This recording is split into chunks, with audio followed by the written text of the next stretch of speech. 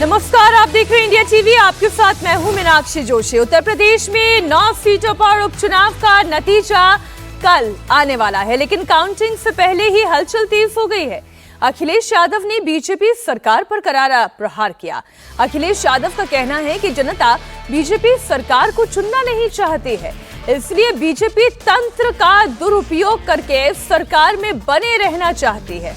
इतना ही नहीं, अखिलेश यादव ने समाजवादी पार्टी के कार्यकर्ताओं से काउंटिंग सेंटर्स पर डटे रहने की अपील की। समाजवादी पार्टी के मुखिया का कहना है कि वोट में चोरी ना हो, इसलिए काउंटिंग सेंटर्स पर जमा रहना जरूरी है। उनका यह भी कहना है कि वो नैतिक रूप से चुनाव जीत चुके हैं, केवल प्रमाण पत्र मिलना बाकी है। अब ये कॉन्फिडेंस है या ओवर कॉन्फिडेंस, ये तो कल ही पता चल जाएगा। लेकिन पहले चुनाव आयोग पर आरोप लगाना, सरकार पर आरोप लगाना, उसके बाद फिर पुलिस और प्रशासन पर आरोप लगाना, और आज ये कहना कि जीत तो हम पहले ही चुके हैं, बस जीत का प्रमाण पत्र मिलना बाकी है। ये एक तरीके का नैरेटिव सेट करने की कोशिश आप कह सकते हैं। इससे पहले कल समाजवादी पार्टी के सुप्रीमो अखिलेश यादव राजस्थान की राजधानी जयपुर में थे। वहां भी उन्होंने कुछ इसी तरीके का बयान दिया। कहा कि योगी सरकार ने लोकतंत्र का गला घोटने का काम किया। भारतीय जनता पार्टी ने वोट की लूट की। वो हर चुनाव खोट से जीतना चाहते हैं। हर चुनाव में कुछ न कुछ लूट तंत्र अपनाते हैं। कोई कल्पना कर सकता है कि पुलिस, प्रशासन, सरकार, जिसकी जिम्मेदारी ये होती है कि वोट ज़्यादा पड़े, और आप सब जानते होंगे जब कभी चुनाव होता है, इलेक्शन कमीशन ये कोशिश करता है कि ज़्यादा से ज़्यादा वोट निकले, ज़्यादा से ज़्यादा लोग वोट डाल करके जाएं। पहली बार आपने देखा होगा, कोई चैनल ऐसा नहीं है जिसने अपने कैमरे के माध्यम से ये ना देखा हो कि पुलिस, प्रशासन और अधिकारी सब लगे हुए थे कि वोट ना निकल पाए। क्या आप सोच सकते हैं कि मुसलमान अगर आप हैं, आप वोट डालने नहीं जा सकते? आप समाजवादी पार्टी के पिछड़े हैं तो वोट डालने नहीं जा सकते। समाजवादी पार्टी के आप दलित हैं तो वोट डालने नहीं जा सकते हैं। आदिवासी अगर आप हैं तो वोट डालने नहीं जा सकते हैं। महिलाएं हैं अगर आप, तो आप वोट डालने नहीं जा सकते हो। ये नए तरह का जो लोकतंत्र है, ये सबसे बड़ा खतरा पैदा हुआ है बीजेपी की सरकार में। समाजवादी पार्टी के आरोपों पर उत्तर प्रदेश के उप मुख्यमंत्री ब्रिजेश पाठक ने पलटवार किया। ब्रिजेश पाठक ने कहा कि समाजवादी पार्टी हार के डर से ऐसे आरोप लगा रही है। उत्तर प्रदेश चुनाव में जनता ने अखिलेश यादव की पार्टी को नकार दिया। डिप्टी सीएम ने उपचुनाव में 9 में से 9 सीट जीतने का दावा कर दिया। सर, चुनाव हो गए हैं, मतदान हो गया है, लेकिन समाजवादी पार्टी बड़े गंभीर आरोप लगा रही है। रामगोपाल यादव जी ने तो ये तक कह डाला कि 3 उपचुनाव जो हुए हैं, सीसामऊ के, कुंदुरकी का और मीरापुर का, उसको तो कैंसिल कर देना चाहिए। बेमानी जबरदस्त की गई। समाजवादी पार्टी अपनी संभावित हार को 23 तारीख को आती देख रही है। उससे घबरा करके केवल फेस सेविंग के लिए इस प्रकार के वो बयान दे रहे हैं। जनता ने उन्हें बुरी तरह नकार दिया है। जिस ढंग से 24 में इन्होंने नेगेटिव नैरेटिव सेट किया था, खटाखट फटाफट सटासट आपके खाते में पैसे आ जाएंगे, और अन्य अन्य कई प्रलोभन दिए, झूठ बोला, अब जनता इनकी असलियत को समझ चुकी है। इन्हें बुरी तरह नकार दिया। जिस ढंग से अयोध्या हो, कन्नौज हो, हद हो गई। करहल में एक दलित बेटी की हत्या कर दी। इनको प्रदेश की जनता से माफ़ी मांगनी चाहिए। और गुंडई अराजकता जितनी जब सपा पावर में आई है, हमेशा गुंडों को आगे बढ़ने का अवसर समाजवादी पार्टी ने दिया है। कहना था कि जिस तरीके से चुनाव कराए गए हैं, अगर निष्पक्ष चुनाव करा लिए जाएं तो 100% सीटें, 9 की 9 सीटें वो जीत जाएंगे। की बातें वो केवल फेस सेविंग के लिए करते हैं। जब लोकसभा चुनाव में उनको जीत मिली तो यही प्रशासन, यही मशीनरी अच्छी थी, और जब विधानसभा चुनाव के जो उपचुनाव 9 सीटों पर हुए हैं, जनता ने उनको नकार दिया, उनकी कलई खुल गई है, तो इसी सिस्टम को खराब बता रहे हैं। ये बहुत ही दुखद है। लोकतंत्र में इस प्रकार के दोहरे चरित्र को जनता स्वीकार नहीं करती है। क्या कुछ पुलिसकर्मियों को जो सस्पेंड किया गया है, पूरे मामले की आप जांच कराएंगे? ये निर्वाचन आयोग का मसला है, और जब तक परिणाम नहीं आ जाता है तब तक निर्वाचन आयोग प्रभावी काम करता है। हमारी प्रतिबद्धता है, हमारी सरकार का कर्तव्य है कि हम लाइन ऑर्डर को मेंटेन करेंगे। किसी भी स्थिति में हम कानून से खिलवाड़ करने की इजाज़त किसी को नहीं देंगे। एक बड़ा गंभीर सवाल उन्होंने ये भी उठाया आप लोगों के ऊपर कि मुस्लिम कैंडिडेट्स को और मुस्लिम जो बाहुल इलाके हैं उनको बहुत टारगेट किया गया। इस प्रकार की हमारे लिए, हम सबका साथ सबका विकास, सबके विश्वास के आधार पर काम करते हैं। इस प्रकार का अनर्गल प्रलाप वो लगातार कर रहे हैं। आपको पता होगा कुंदरकी जिस सीट को वो बता रहे हैं, कुंदरकी पे मैं स्वयं गया था, अल्पसंख्यक सम्मेलन था और बड़ी संख्या में मुस्लिम समाज के भाई बहनों ने उसमें भागीदारी की थी। आप उसके फुटेज देख लीजिए। मुस्लिमों ने खुद ही मन बनाया कि इस बार भारतीय जनता पार्टी का साथ देंगे कि समाजवादी पार्टी से यदि मुस्लिम समाज अलग हो जाए तो मैंने कुंदरकी की सभा में कहा था समाजवादी पार्टी 3% की पार्टी रह जाएगी, कोई इसे पूछेगा नहीं। कितनी सीटें से उम्मीद कर रहे हैं कि 9 में साहब जीतेंगे? 9 की 9 सीटें जीतेंगे। परिणाम आने दीजिए, 23 तारीख को भारतीय जनता पार्टी के पक्ष में ही परिणाम आएगा। ऐसा मुझे मतदान के दिन मतदाताओं का जो बूथ तक पहुंचना था, भारतीय जनता पार्टी के बस्तों तक पहुंचना था, ये देख करके मुझे भान हो गया है कि भारतीय जनता पार्टी जीतेगी। और समाजवादी पार्टी भारतीय जनता पार्टी के समर्थकों के उत्साह से घबराई हुई है। आप इस सवाल ले लेता हूँ, डबल इंजन की सरकार, केंद्र में मोदी जी और प्रदेश में योगी जी, क्या डबल इंजन की सरकार वाकई में जनता का जो रुख है उसको समझ लिया है? देखिए, भारतीय जनता पार्टी माननीय मोदी जी के नेतृत्व में गरीब कल्याण योजनाओं के माध्यम से जन जन का भरोसा लगातार जीत रही है और लोगों का भरोसा बीजेपी पर बढ़ा है। उपचुनाव में हुए हंगामे को लेकर योगी सरकार के मंत्री जयवीर सिंह ने अखिलेश यादव पर हमला बोला। जयवीर सिंह ने कहा कि समाजवादी पार्टी का ईमानदारी पर कोई भरोसा नहीं है, सपा का काम सिर्फ बूथ लूटना है। समाजवादी पार्टी का मूल चरित्र रहा है कि जितना बड़ा अपराधी उतना बड़ा समाजवादी। जब जब चुनाव में इनकी बेलगाम हरकतों पर नियंत्रण लगाए, जब जब इनकी गुंडई पर नियंत्रण लगाए, जब जब इनकी बूथ कैप्चरिंग पर नियंत्रण लगाए, तब समाजवादी पार्टी हारी है। इनका ईमानदारी पर कोई भरोसा नहीं, निष्पक्षता पर कोई भरोसा नहीं, पारदर्शिता पर कोई भरोसा नहीं। इनका भरोसा रहता है गुंडई के बल पर, बूथ कैप्चरिंग के बल पर चुनाव जीतना। और जब जब लगाम लगाने का भारत निर्वाचन आयोग प्रयास करता है तब ये बौखलाते हैं, तब ये उल जलूल आयोग पर, प्रशासन पर, ईवीएम पर आरोप मनगढ़ंत लगाने का काम करते हैं। यही इस बार कर रहे हैं। इस बार इन्हें लग रहा है कि उत्तर प्रदेश की जनता इनके साथ जो धोखे में इन्होंने झूठी बातों के आधार पर 400 सीटें आ जाएंगी, संविधान बदल जाएगा, आरक्षण खत्म हो जाएगा, टकाटक फटाफट वाले जो जुमले थे वो जनता समझ गई। जनता उससे अपने को ठगा महसूस कर रही है। उसी का परिणाम है कि पुनः जनता ने इन उपचुनाव में उत्तर प्रदेश में भारतीय जनता पार्टी को अपना समर्थन और ताकत देने का काम किया है। विशाल प्रताप सिंह हमारे सहयोगी लखनऊ से लाइव जुड़ गए हैं। देखिए, ये अखिलेश यादव का कोई पहला बयान नहीं है जिन्होंने सरकार के खिलाफ, चुनाव आयोग के खिलाफ, पुलिस प्रशासन के खिलाफ दिया हो, लेकिन इस बार तो कुछ और आगे बढ़ गए हैं। वो ये कह रहे हैं कि हम तो जीत चुके हैं, बस केवल प्रमाण पत्र बाकी है। ये ओवर कॉन्फिडेंस नहीं तो और क्या है?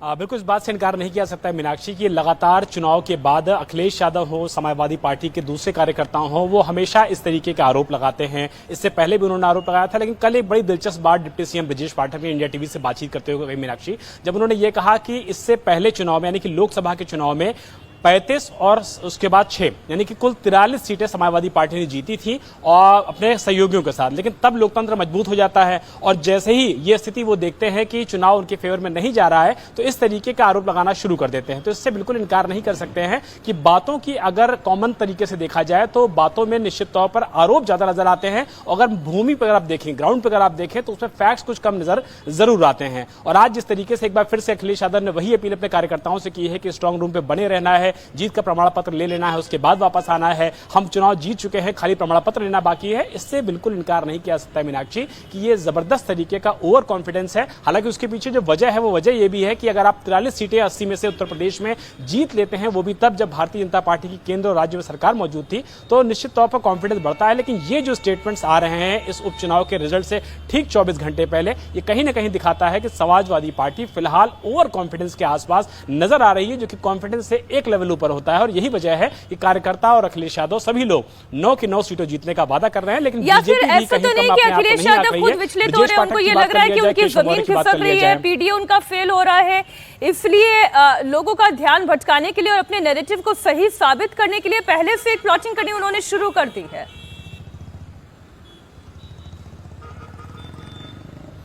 मीनाक्षी, फूलपुर में मैं मौजूद था जिस दिन वोटिंग हो रही थी उपचुनाव की। फूलपुर में बहुत सारे मुस्लिम महिलाओं से, बहुत सारे मुस्लिम पुरुषों से हमने कैमरे पे बातचीत की। ये कोई ऐसी बातचीत नहीं है जो कि हमने अलग से की थी।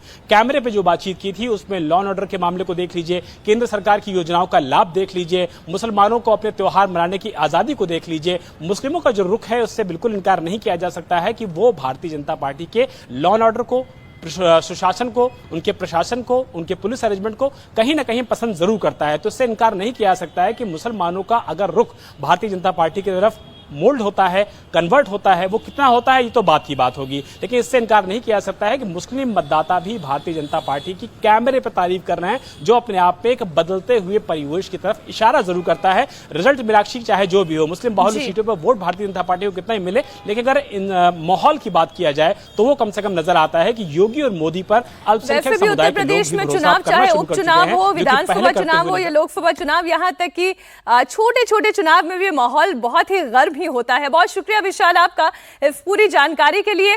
अब बात मीरापुर उपचुनाव के दौरान हुए बवाल की भी कर लेते हैं। मीरापुर में वोटिंग के दौरान हुए बवाल पर सियासत तेज हो गई है। इस दौरान ककरौली के थानेदार का 2 महिलाओं पर पिस्टल तानने का वीडियो वायरल हुआ था। अब समाजवादी पार्टी की एक डेलीगेशन ने इनमें एक महिला तौहिदा की मुलाकात करके उनके साहस की तारीफ की। सपा डेलीगेशन ने इन महिलाओं की जल्द समाजवादी पार्टी के चीफ अखिलेश यादव से मुलाकात कराने का वादा भी किया। समाजवादी पार्टी ने मीरापुर समेत 3 विधानसभा क्षेत्रों का उपचुनाव रद्द करने की मांग की है। मुजफ्फरनगर पुलिस ने ककरौली में हुए विवाद के बाद एफआईआर दर्ज की। इसमें 10 नामजद लोगों के नाम हैं, जबकि 120 अज्ञात लोगों के नाम भी शामिल हैं। जिन लोगों के खिलाफ एफआईआर दर्ज हुई है उनमें थानेदार के सामने डटकर खड़े होने वाली 2 महिलाएं भी शामिल हैं। इनमें एक महिला तौहिदा ने आरोप लगाया कि थानेदार ने उन्हें डंडे मारे और गालियां दी। ये यहाँ बस और डालने जा रहे थे, उधर से पुलिस की गाड़ी आई, सामने पब्लिक खड़ी थी, जब जिनको डंडे मारे थे वे आको बता रहे थे। उधर से जो पुलिस की गाड़ी आई तो इधर से हम जा रहे थे, उन्होंने जो ताही पब्लिक, तो पब्लिक इधर उधर हो गई। तो जब इधर उधर हो गई तो फिर हम जा रहे थे इधर से। उन्होंने कहा कहाँ जा रही, कि हम तो वोट गिरने जा रहे। उनको नहीं वोट नहीं डरने की। क्यों नहीं गिरने की? उनको नहीं वोट डरने की नहीं तुम्हारी, चली जाओ। मगर नाम तो जाने की नहीं, हम तो वोट डालने जा रहे। उनको मैं गोली मार दूंगा, मगर गोली का हकदार नहीं। उन्होंने एक अद्धा उठाया हाथ में, एक हाथ से पिस्तौल काट ली जेब में से अपनी, काल को पिस्तौल कहना मैं गोली मार दूंगा। मैंने कहा तुम इतना वो नहीं है, उसका गोली का मारने का हकदार नहीं है, इतने अलाउ नहीं है। उनको नहीं मैं गोली मार दूंगा, मैं गोली नहीं मारने के लिए मारो, पर मका मैं तुम्हारी वर्दी उतरवा दूंगी, तो मैं बर्खास्त करवा दूंगी, पर मका गोली मारो तुम मेरा।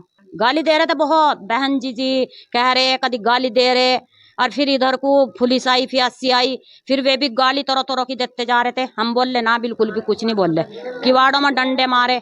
अच्छा जी, बस ये अच्छा नहीं करा उन्होंने हमारे लिए। आखिर ककरौली में हुआ क्या था ये आपको बताती हूँ। यहाँ वोटिंग के दौरान जबरदस्त हंगामा हुआ था और इसकी शुरुआत समाजवादी पार्टी के कैंडिडेट सुंबुल राणा और चंद्रशेखर रावण के आजाद समाज पार्टी के कैंडिडेट जाहिद हुसैन के समर्थकों के बीच में झड़प से कहानी शुरू हुई। ये विवाद बढ़ा तो दोनों पार्टीज के समर्थक हंगामा करने लगे। पुलिस पहुंची तो पुलिस पर पथराव हुआ।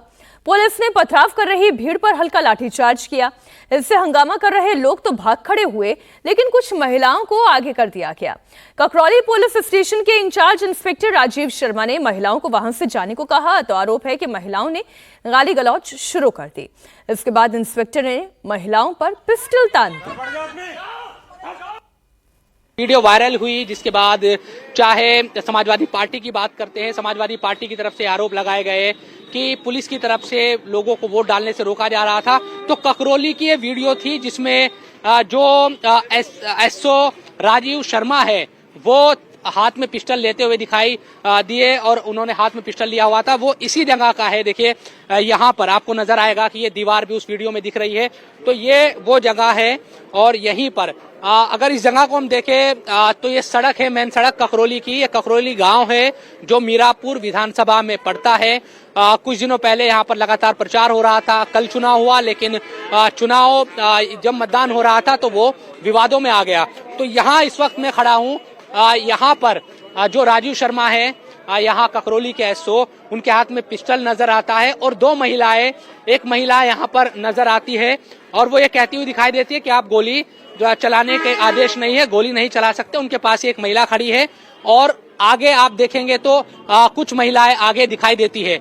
अगर इस पूरी मैं गली की बात करता हूं तो ये अच्छी खासी चौड़ी सड़क है यहाँ पर, ऐसा नहीं कि बहुत तंग गली हो और आपको आसपास बहुत सारे जो घर है, अंदर तकरीबन 30 से 35 जो घर है वो दिखाई देंगे। आरोप ये लग रहा है कि पत्थरबाजी अंदर से हो रही थी, पुलिस लोगों को रोक रही थी वहां पर, और उसी दरमियान जो राजू शर्मा है पुलिसकर्मी या एसओ की बात करते हैं तो उन्होंने अपनी पिस्टल निकाल ली। एक तस्वीर और वायरल हुई है, अखिलेश यादव ने पत्थर हाथ में लेते हुए पुलिसकर्मी का वो भी आज ट्वीट किया है।